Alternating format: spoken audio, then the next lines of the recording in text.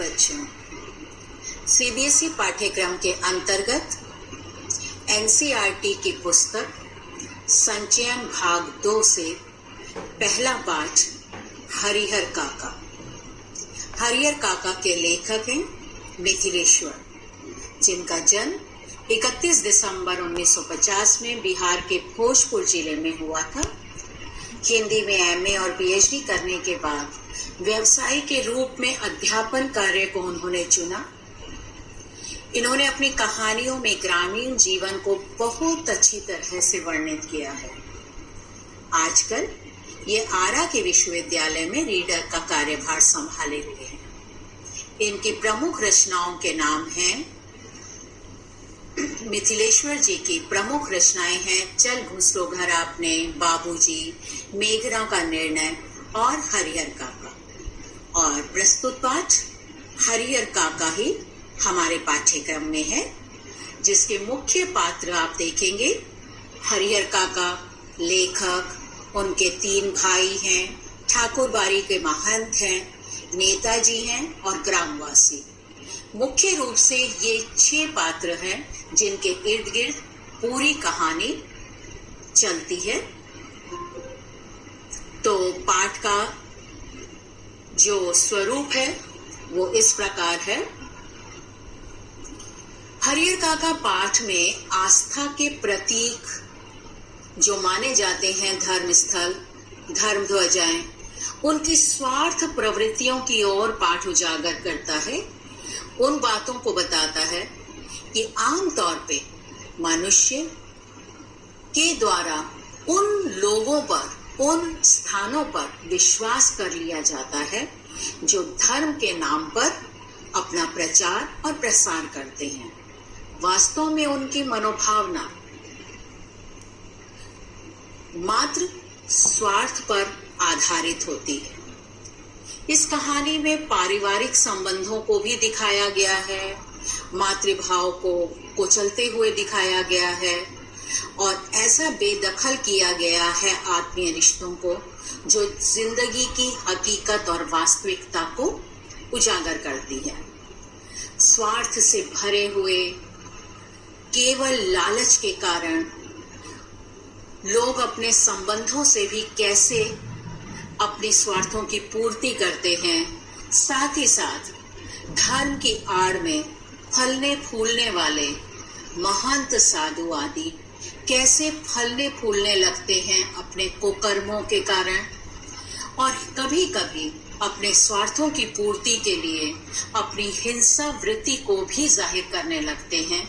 इस सच को खुलेआम कहानी में दिखाया और बताया गया है। लेखक हरिहर काका की जिंदगी से बहुत गहराई से जुड़े हुए थे। वो उनका सम्मान भी करते हैं क्योंकि बचपन से ही उन्होंने हरिहर काका को अपने पिता सा दुलार पाते देखा था। पिता के समान उन्हें दुलार भी करते थे और मित्र के समान उनसे अपनी सुख दुख की बातों का आदान प्रदान भी करते थे। हरिहर काका बहुत दुलार से उन्हें रखते थे और जैसे जैसे लेखक बड़े होते गए, हरिहर काका के प्रति उनके मित्रवत संबंध होने लगे थे। दोस्त के समान दोनों एक दूसरे को अपने सुख दुख की बातें बांटा करते थे, सुनाया करते थे। लेखक के गांव में और भी बहुत से लोग रहते थे। गांव की आबादी लगभग 2,500-3 हजार थी। गांव में एक बहुत बड़ा विशाल मंदिर था। यह मंदिर गांव वालों के लिए बहुत महत्व रखता था। इतना महत्वपूर्ण था कि वे सोचते थे कि जो भी वो मन्नत मांगते हैं उस मंदिर में जाकर, वो इसीलिए पूरी होती है क्योंकि इसकी एक विशेषता है। ये मंदिर अपने में अनूठा है। हरिहर काका भी नियमित रूप से आस्था के साथ उस मंदिर में जाया करते थे, लेकिन आज ये स्थिति हो गई है उनकी कि उन्होंने मंदिर जाना तो दूर, किसी से भी बात करना तक छोड़ दिया है। हरिहर काका के 4 भाई हैं, सभी विवाहित हैं। उनके बच्चे भी हैं भाइयों के। हरिहर काका की पत्नी बहुत पहले स्वर्ग सिधार गई थी और वे निसंतान ही रहे। परिवार वालों के पास कुल 60 बीघा जमीन थी।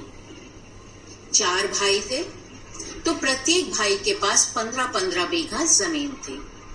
भाइयों ने अपनी पत्नियों को हरिहर काका की सेवा करने के लिए कहा और कहा कि यदि वो नियमित इनकी सेवा करेंगी तभी हम हरिहर काका की 15 बीघा जमीन पर अधिकार जताने के हकदार बन सकेंगे।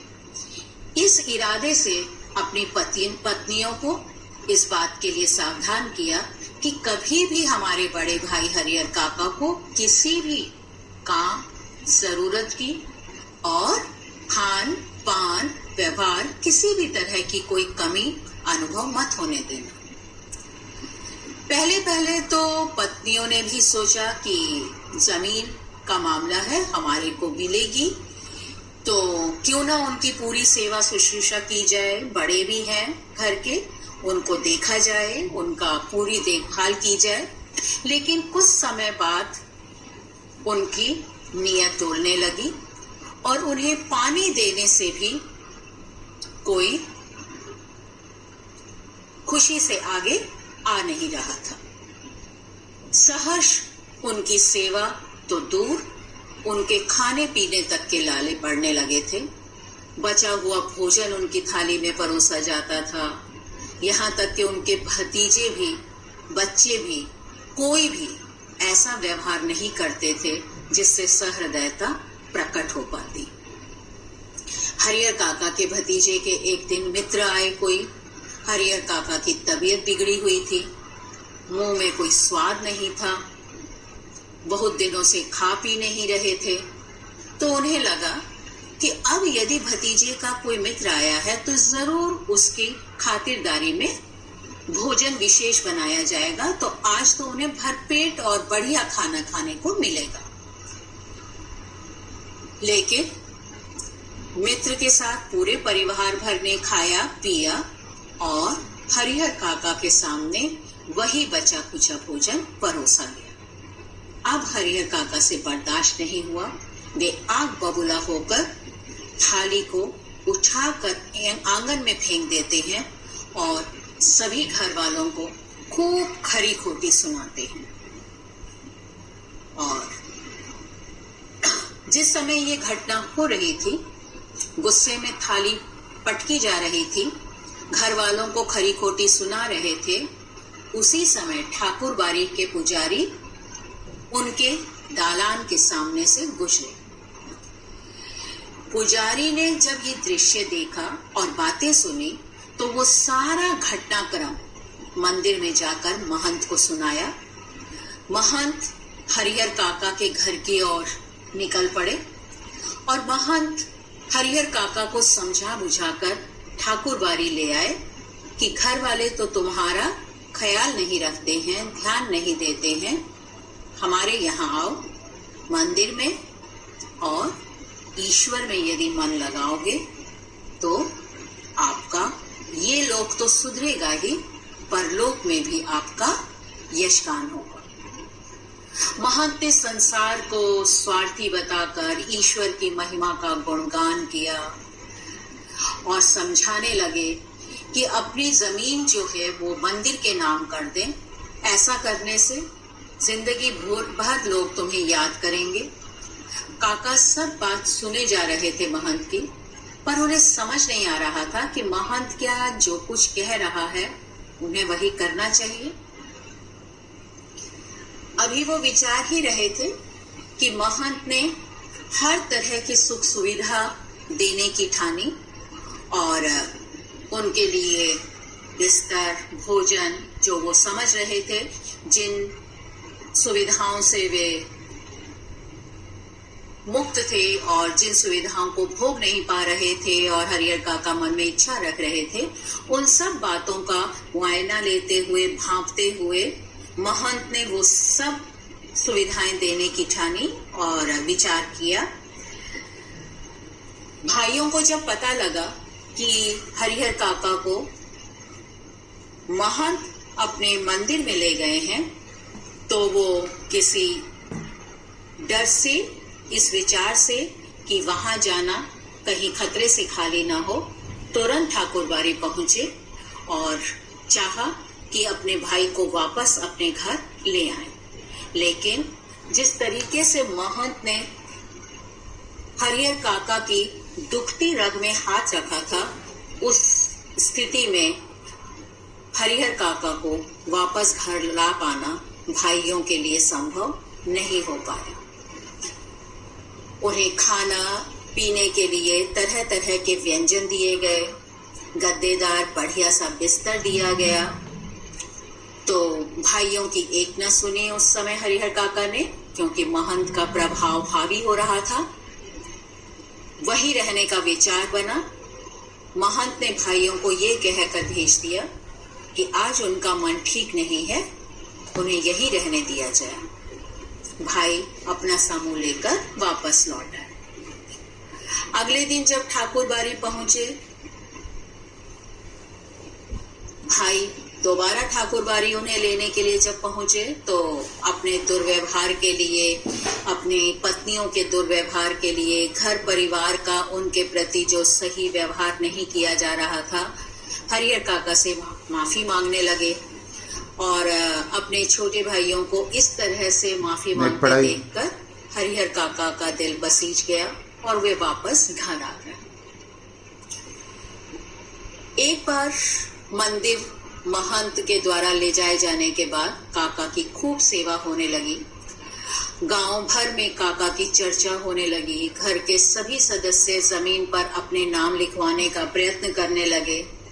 पर हरिहर काका के समक्ष ऐसे अनेक उदाहरण थे जहां उन्होंने देखा था कि यदि जीते जी जमीन किसी दूसरे के नाम लिख दी जाए तो दूसरे के नाम करने वाले व्यक्ति की कितनी दुर्गत हो जाती है। उसकी स्थिति वैसी ही हो जाती है, धोबी का कुत्ता, न घर का न घाट का। महंत जी भी मौका पाते थे और सोचते थे जैसे ही अवसर मिलेगा हरिहर काका को समझाएंगे और उन्हें समझा बुझाकर उनके नाम की 15 बीघा जमीन अपने मंदिर के कलेवर को बढ़ाने में लगाएंगे। लेकिन काका को बातें कुछ कुछ समझ आने लगी थी। उन्होंने दोनों में से किसी की भी बात को नहीं सुना। महंत ने एक दिन सोचा कि क्यों ना हम काका का अपहरण करके ले आए और अपहरण करके उनके मुंह में कपड़ा ठूंसकर मंदिर की ओर ले गए। हरिहर काका के भाइयों को जब पता चला तो उन्होंने गांव वालों को साथ लेकर मंदिर जाने की ठानी। और जब ठाकुरबाड़ी पहुंचे, ठाकुरबाड़ी वही है जहां ठाकुर जी को विराजा जाता है, यानी मंदिर, उसका दरवाजा खुलवाने की कोशिश की, लेकिन दरवाजा अंदर से नहीं खुला। भाइयों को संदेह हुआ। उन्होंने पुलिस को बुलाया। महंत और साधुओं ने जबरदस्ती सादे कागजों पर इस बीच हरिहर काके के अंगूठे के निशान ले लिए थे। और उस निशान को लेने के पीछे उद्देश्य यही था कि मैं अपने नाम की जमीन ठाकुरबाड़ी के नाम करता हूं। भाइयों के द्वारा जब पुलिस को लाया गया, ताला तोड़कर काका को बाहर निकालने की ठानी, तो उन्होंने देखा कि आराम से कहीं भी कोई नजर नहीं आ रहा है। एक बुजुर्ग सा व्यक्ति सामने आया और दरवाजे के आगे खड़ा होकर बोला कि यहाँ कुछ भी नहीं है। ताला था। ताले को पुलिस द्वारा जब तोड़ा गया, क्योंकि अंदर से आहट हो रही थी, हरिहर काका किसी तरह ताला बंद कमरे के अंदर से दरवाजे के कोने तक पहुंचकर ऐसा संकेत देने लगे थे कि कोई अंदर है। और जब इस तरह की हलचल और आवाज हुई तो पुलिस ने ताला तोड़ा और काका को जिस अवस्था में बाहर निकाला वो बहुत ही आशातीत स्थिति थी, जिसकी कभी कोई कल्पना भी नहीं कर सकता था। काका के मुंह में कपड़ा ठूंसा हुआ था, हाथों को बांधा हुआ था और दबाव के साथ उनसे अंगूठे के निशान ले लिए गए थे खाली कागजों पर। भाइयों ने फिर से दबाव डाला कि वे अपनी जमीन उनके नाम कर दें। एक और महंत और ठाकुरबाड़ी के लोग उनकी जमीन के पीछे पड़े थे। दूसरी ओर भाई वापस अपने घर में जब हरिहर काका को लाए तो उन्हें लगा कहीं ठाकुरबाड़ी वाले ही भाई से उनके नाम की जमीन ठाकुरबाड़ी के नाम न लिखवा दें, तो उससे पहले हम कुछ काम कर लें। एक दिन भाइयों ने एक तरकीब सोची। ठाकुरबाड़ी के अनुसार ही उन्होंने उनके साथ जोर जबरदस्ती करने की ठानी। बहुत मारपीट हुई, उन्हें मार डालने की धमकी दी। अगर आप हस्ताक्षर या अंगूठे के निशान नहीं देंगे तो हम तुम्हें जान से मार देंगे। लेकिन हरिहर काका कुछ भी सुनने और मानने को तैयार नहीं थे। उन्हें बार बार एक ही ख्याल आता था कि जीते जी यदि मैंने अपने नाम की जमीन किसी दूसरे के नाम कर दी तो मेरी बहुत बेकदरी होगी। जो मान सम्मान कुछ मिल रहा है उस जमीन की खातिर ही सही कुछ समय के लिए मेरे खान पान और सुविधा की ओर ध्यान दिया जाता है किसी भी पक्ष की ओर से, तो वो भी छिन जाएगा और मैं किसी लायक नहीं रहूंगा, न घर का न घाट का। भाइयों ने जब देखा कि हरिहर काका मान नहीं रहे हैं तो उन्होंने मारना शुरू कर दिया। हरिहर काका अपने बचाव में जोर से चिल्लाने लगे और उनकी चिल्लाहट को सुनकर गांव भर के लोग इकट्ठे हो गए। महंत तक भी ये बात पहुंची कि भाई किस तरह से हरिहर काका पर अत्याचार कर रहे हैं। वे पुलिस को लेकर वहां पहुंचे और पुलिस की मेहरबानी से उन्हें मुक्त कराया गया। काका ने पुलिस के सामने बयान भी दे दिया कि जबरदस्ती कागजों पर उनके अंगूठों के निशान लिए गए हैं। दोनों जगह एक ही स्थिति देखकर पुलिस ने यह निर्णय लिया कि इन्हें अब पुलिस की सुरक्षा में रखा जाएगा और उनकी सेवा में एक नौकर पुलिसकर्मी को नियुक्त किया गया। और धीरे धीरे जो उसकी सुरक्षा में लगे हुए पुलिसकर्मी थे वो दोनों तीनों समय ठाठ से खाते थे, पीते थे, मौज उड़ा रहे थे और हरिहर काका एकदम खामोश हो गए थे। किसी की भी बात का, किसी के भी प्रश्न का कोई भी उत्तर देना उन्हें मुनासिब नहीं लग रहा था। इस बीच एक बार नेताजी भी उनके सामने आते हैं और हरिहर काका के सामने एक प्रस्ताव रखते हैं कि क्यों ना वो अपने नाम का एक विद्यालय खोल लें उनके नाम की जमीन पर। लेकिन काका को वो बात भी स्वीकार नहीं होती, वो साफ इनकार कर देते हैं। गांव के लोग सोचते हैं जब काका की मृत्यु होगी तो उनकी सारी जमीन महंत हड़प लेगा। तो गांव में दो पक्ष बन जाते हैं। एक कहता है महंत और ठाकुरबाड़ी को मिल जानी चाहिए जमीन, दूसरा पक्ष कहता है नहीं, हरिहर काका के परिवार को मिलनी चाहिए। और लोग इन्हीं बातों में खूब आनंद लेते हैं, गपशप करते हैं, तरह तरह की बातें करते हैं। कोई कहता है कि जब अंत होगा इनका तब तो खून की नदियां बहेंगी, दूर दूर से लोग आकर इन पर दावा ठोकेंगे, उनकी जमीन को हटियाने की कोशिश करेंगे। ऐसे में क्या होगा उसकी कल्पना से ही लोग बातों में अपने अपने अनुसार, अपनी अपनी सोच के मुताबिक नमक मिर्च मसाला लगाकर उसे बढ़ा बढ़ा कर कहते हैं। हरिहर काका सब बातें सुनते हैं, सदमे में हैं, लोगों की वास्तविकता को जानकर एकदम स्तब्ध और मौन हो गए हैं। शांत रहते हैं, चुप रहते हैं। जिन्हें अपना मित्र सा संबंधी समझते थे, लेखक से तक से बात करना उन्होंने बिल्कुल बंद कर दिया था। तो इस तरह से पूर्व दीप्ति शैली में लिखी गई ये कहानी चुपचाप दिखाती है कि शांत रिक्त आंखों से आकाश की ओर चुपचाप हरिहर काका कैसे देखते रहते हैं कि मेरा अंत कैसे होगा, और लोगों की करतूतों से समझने लगे हैं कि लोगों का वास्तविक स्वरूप क्या होता है। स्वार्थ, रिश्ता, नाता, धर्म सबको कैसे भुला देता है जब स्वार्थ इंसान के ऊपर हावी होती है। तो इसी के साथ बच्चों एक बार फिर से दोहराते हुए ये देखते हैं कि पाठ के सूत्रधार जो लेखक हैं उनका हरिहर काका के साथ बहुत आत्मीय संबंध था। हरिहर काका की मन स्थिति से वो बहुत परेशान हो रखे थे कि क्यों नहीं वो कुछ कह रहे हैं, अपने मन को हल्का करने के लिए व्यक्त क्यों नहीं कर रहे अपने भाव।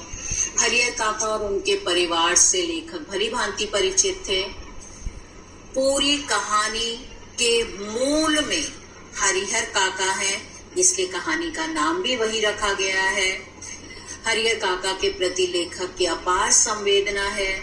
ठाकुर बाड़ी के वातावरण से लेखक खिन्न हो जाता है जब हरिहर काका के साथ उनका इस तरह का बर्ताव होता है। उनके मन में इस बात का मलाल है कि काका के लिए वो कुछ कर क्यों नहीं पा रहे हैं, और वो तभी कर पाएंगे जब काका उनसे अपने मन की बात कहेंगे। लेकिन हरिहर काका ने तो जैसे चुप्पी साध ली है। लेखक अपनी कहानी के माध्यम से समाज को पूरी तरह से यह संदेश देने में सफल रहा है कि स्वार्थपरता सभी रिश्ते, नाते और धर्म पर हावी हो जाती है तो उसका परिणाम कितना भयानक और बुरा होता है। हरिहर काका के तीनों भाई स्वार्थी और लालची प्रवृत्ति के निकले। उनकी जमीन पर हर वक्त मानो गिद्ध दृष्टि जमाए रहते थे। हरिहर काका उनके भाई 60 बीघा जमीन के मालिक होते हुए चाहते थे कि किसी भी येन केन प्रकार काका की जमीन भी उन्हीं को मिल जाए। हरिहर काका के भाई हर तरह से सुखी और संपन्न थे, लेकिन उनके लालच और गिद्ध भरी दृष्टि से उनकी सारा सुख चैन लुटा हुआ था। भरा पूरा परिवार में अशांति का वातावरण छाया रहता था। ठाकुर बाड़ी के प्रति जो सबके मन में श्रद्धा थी वो परिवार, लेखक और हरिहर काका के मन से पूरी तरह से हट चुकी थी। ठाकुर बाड़ी के महंत के बारे में अगर पूछा जाता है तो बता सकते हैं कि वो हैं तो धर्म के ठेकेदार, लेकिन धर्म की मनमाने तरीके से व्याख्या करने में माहिर हैं। धर्म के नाम पर इस तरह से वो कलंक बन जाते हैं। असामाजिक तत्वों से उनका विशेष लगाव रहता है। धन का लालच तो है ही, अवसरवादी भी है। हरिहर काका की जमीन हथियाने के लिए हर हथकंडा अपनाते हैं, चाहे छल से या बल से कोई भी उपयोग करना पड़े। नेताजी को पता लगता है कि जादुई छड़ू माने उनके पास है। नेताजी जैसे होते हैं अवसरवादी और चापलूस किस्म के हैं। सोचते हैं बहती गंगा में हाथ धो लिया जाए, नाम उनका हो जाएगा कि उनके कार्यकाल में ये सब कार्य हुआ, इतना बढ़िया विद्यालय खुला। इसलिए उन्हें बाध्य करना चाहते हैं कि वो मान जाएं बात हरिहर काका और विद्यालय खुलवा दिया जाए। हरिहर काका के प्रति उनके मन में कोई संवेदना नहीं है, केवल वहां भी स्वार्थ सिद्धि हो रही है। गांव में बिना कुछ किए चाहते हैं उन्हें लोकप्रियता मिलनी चाहिए। एक तरह से नेता का प्रतिनिधित्व करता हुआ यहाँ दिखाया गया है नेताजी के चरित्र को। गांव की दशा ये है गांव वालों की, ग्रामवासियों की, कि सुनी सुनाई बातों पर विश्वास कर लेते हैं। अफवाहों को हवा देने में उन्हें बहुत आनंद आता है। हरिहर काका से किसी की कोई हमदर्दी नहीं है। एक पक्ष महंत के साथ है तो दूसरा पक्ष भाइयों के साथ, और फिर दोनों के बीच में बहसबाजी का माहौल, और समय उसी में गंवाया जाता है। और आगे आने वाली घटना कौन सी होगी, अनहोनी घटना, उससे पूरा गांव डरा हुआ है। चर्चा के केंद्र में कहीं ये बात नहीं होती है, इन बातों की चर्चा नहीं कि शिक्षा का उद्देश्य क्या होता है, बेरोजगारी कैसे दूर हो, गरीबी कैसे हटाई जाए, केवल मात्र अपने मनोरंजन के लिए हरिहर काका को केंद्र में रख लिया गया। तो ये है कथा का पूरा सार जो आप पढ़कर समझेंगे, उसका भाव यही था सारांश रूप में। संबंधित प्रश्न यदि आप देखते हैं तो उसमें आप देखेंगे कथावाचक और हरिहर काका के